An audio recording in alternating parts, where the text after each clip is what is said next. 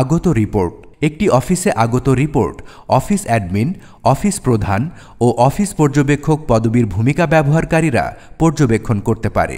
আগত রিপোর্টে প্রবেশের জন্য উক্ত ভূমিকায় লগ ইন করতে হবে।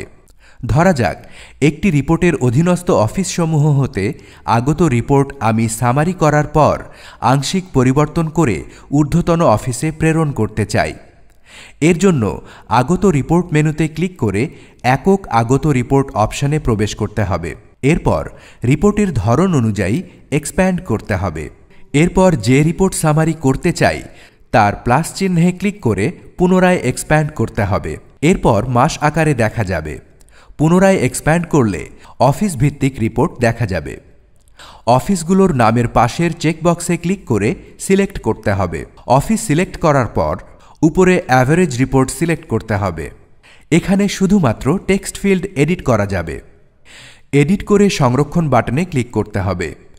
সংরক্ষণ হয়ে গেলে একক অ্যাভারেজ ড্রাফট রিপোর্ট অপশনে এই রিপোর্টটি দেখা যাবে এবং সেখান থেকে প্রেরণ করা যাবে।